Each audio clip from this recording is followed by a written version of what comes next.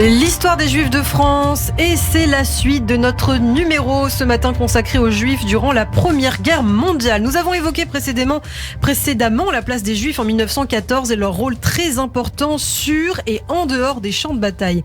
Mais la Première Guerre mondiale, c'est aussi, et c'est ce que nous allons développer à présent, une période marquée par un antisémitisme important. Des soldats juifs sont persécutés par leur hiérarchie et accusés par une certaine presse d'être de faux patriotes et d'être avantagés par rapport aux autres soldats, voire même d'être des espions au service de l'Allemagne. Pour les Juifs qui ne combattent pas, ceux de l'arrière, ils sont accusés d'être des planqués et des profiteurs. Une accusation lancée également contre les politiques. Mais Christophe, cela n'a en fait rien d'étonnant. Effectivement, les braises de l'affaire Dreyfus encore bien chaudes. Nous sommes seulement 20 ans après le déclenchement de la célèbre affaire et à peine 9 après la réhabilitation du capitaine. L'antisémitisme n'a pas disparu au sein de l'armée, certains officiers étant des lecteurs de la fameuse libre parole de Drummond ou du quotidien L'Action française. Dès août 1914, les Juifs engagés, surtout ceux de la Légion, sont victimes d'antisémitisme, comme on l'a raconté. Et du coup, c'est dans ce contexte que le sociologue Émile Durkheim, chargé par le ministère de l'Intérieur d'examiner la situation des étrangers résidant dans le département de la Seine, est attaqué par la libre parole, justement, d'être un Boche au faux-nez. En Algérie, les Juifs sont accusés de profiter de la guerre. L'université d'Alger fixe des quotas d'étudiants israélites dans les sections de médecine et de droit. En clair, vous le voyez, la fameuse union sacrée si chère aux Israélites est rapidement révolue dès les premières semaines du conflit. Et dans ce contexte, le Consistoire central israélite de France et l'Alliance israélite universelle créent en 1915 la Commission historique de recherche et des documents sur les Israélites de France. Elle est présidée par Émile Durkheim. Le but est de recueillir toutes les informations pour savoir comment les Français d'origine juive se sont comportés dans la guerre qui a fait appel, on le sait, à toutes les forces du pays. En clair, de recenser le nombre de Juifs mobilisés dans les armées, les décorés, les blessés et les morts au champ de bataille. Ils se sentent donc obligés de se justifier et de prouver qu'ils combattent pour la France. Qu'ils combattent bien, effectivement, pour la France. Alors, je rappelle toujours que j'utilise le terme d'israélite pour se replacer dans le contexte de l'époque. Oui, aujourd'hui, on dirait juif, mais à l'époque, on disait israélite. Alors, on y trouve justement des historiens, des enseignants au Collège de France, de l'école aussi des hautes études, donc on va dire des pontes dans leur domaine, comme Gustave Bloch, spécialisé dans l'Antiquité grecque et latine, père du célèbre historien Marc Bloch, qui combat d'ailleurs pendant cette Première Guerre mondiale et se verra décerner à ce titre la Croix de guerre. On trouve aussi parmi eux Israël Lévy, c'est l'un des plus grands érudits du judaïsme français, grand rabbin adjoint au grand rabbin du Consistoire central, Alfred Lévy. Ils sont pas de la même famille, mais qui en fait, pendant cette guerre, Israël Lévy assure finalement le poste de grand rabbin car Alfred Lévy est malade. Israël Lévy sera d'ailleurs grand rabbin de France. Beaucoup plus tard, ce sera de 1920 à 1939. Et puis, on trouve aussi dans cette commission historique de recherche des documents sur les Israélites de France 3 membres de l'Institut, Henri Bergson notamment, mais aussi des archivistes et puis un membre de l'Académie de médecine. Mais cela ne change rien alors que tout le monde était convaincu que la guerre serait courte, le conflit s'enlise et l'union sacrée vole en éclats. Les Juifs sont de plus en plus accusés d'être des traîtres au service de l'Allemagne, comme on l'a dit. C'est ce que l'on retrouve dans une partie de la presse, notamment l'Action française, qui tire jusqu'à 200 000 exemplaires en 1916 et qui se lance dans une campagne pour chasser ceux que l'on appelle les embusqués et les profiteurs de guerre. Et lorsqu'un espion allemand s'avère être juif, Léon Dodel, l'un des fondateurs de la Ligue, se déchaîne. On peut lire par exemple le 19 avril 1917, quelqu'un de très renseigné et de très consciencieux me communique l'histoire que voici.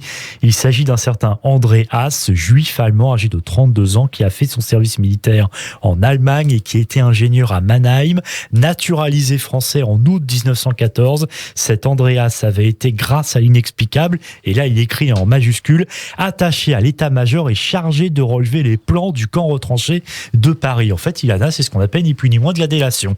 Et les Juifs russes embusqués, selon les termes de l'Action française à Paris, ou encore tel financier juif autrichien, tel espion juif syrien, subissent les foudres du polémiste, en rappelant donc toujours d'abord qu'ils sont juifs. Vient le 11 novembre 1918, l'armistice est signé entre la France et l'Allemagne, c'est évidemment une victoire célébrée partout en France, malgré le trop grand nombre de soldats morts pendant plus de 4 ans. Sur 8,2 millions de mobilisés, plus d'1 400 000 ont été tués ou disparus. Sachant que ce ne sont pas des chiffres très précis, mais enfin ils donnent déjà eux-mêmes quand même l'ampleur effectivement du désastre, un lourd tribut.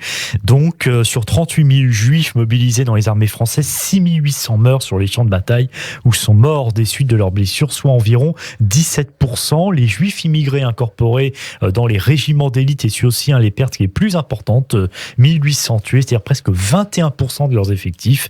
Et puis 2240 Algériens et 2800 juifs étrangers perdent également la vie. Ce qu'il faut dire, c'est que ce 11 novembre 1918 marque aussi une vraie délivrance pour les juifs d'Alsace et de Moselle, par exemple, puisqu'elles redeviennent françaises après avoir été allemandes pendant 47 ans. On peut même parler d'euphorie. Oui, le président du consistoire du Bas-Rhin, par exemple, Georges Schmoll, écrit avec enthousiasme: Français au fond de notre cœur, nous n'avons jamais cessé de l'être. Français, nous, Israélites de l'Alsace et de la Lorraine, berceau du judaïsme français, jurons aujourd'hui de l'être corps et âme. Le grand rabbin de Metz, lui, Nathan Netter, qui d'ailleurs sera rabbin de Metz de 1900 à 1954. Vous imaginez la longévité de cet homme à la tête du grand rabbinat messin. Lui, pareil, s'exclame avec ce même enthousiasme que cette entente persiste toujours après avoir été unis dans la peine au milieu de tant de souffrances communes, après avoir été unis dans la joie, dans l'ivresse du succès.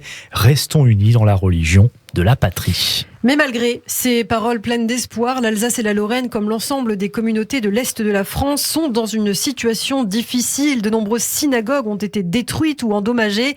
Et parfois, on manque de rabbins. Des associations sont ainsi dissoutes, faute d'adhérents également. Et les Juifs quittent les zones rurales pour les grandes villes, Strasbourg, Metz, qui voient leur communauté augmenter. Mais dans l'ensemble, effectivement, la population juive chute en Alsace et en Lorraine. Dans le Haut-Rhin, il y a près de 2000 Juifs en moins entre 1910 et 1926.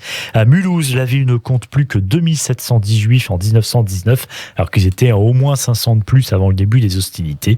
Et puis il faut également souligner que près de 4000 Juifs, dont 900 Strasbourgeois, originaires de l'Ancien Reich, retournent en Allemagne et ils veulent conserver la nationalité allemande. En tout cas, personne, Christophe, ne veut oublier les horreurs de la Première Guerre mondiale. Dans les années qui suivent le conflit, un rabbin est souvent présent aux cérémonies d'inauguration des monuments aux morts. Et puis, les Juifs qui ont combattu ont toute leur place dans les associations d'anciens combattants, même si certaines, comme les Croix de Feu du colonel de la Roque, auront des dérives racistes et antisémites. En 1921, le consistoire central, avec l'aide de la commission historique, publie les Israélites dans l'armée française et recense le nombre de morts, plus de 3500 et 3800 combattants cités à l'ordre de l'armée. Mais ce sont les dirigeants communautaires qui ont fourni ces chiffres, alors même que plusieurs familles israélites n'entretiennent pas de contact particulier avec ces institutions. En clair, il manque donc beaucoup de noms, tout comme d'ailleurs pour les Juifs d'Algérie, morts au champ d'honneur lorsque, en 1927, le consistoire d'Alger inaugure son monument aux morts de la Grande Guerre, avec près de 400 noms inscrits.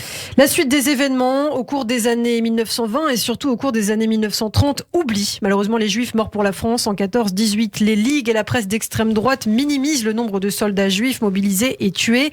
Ainsi, pour l'Action française, il n'y aurait que 1350 soldats juifs morts au front.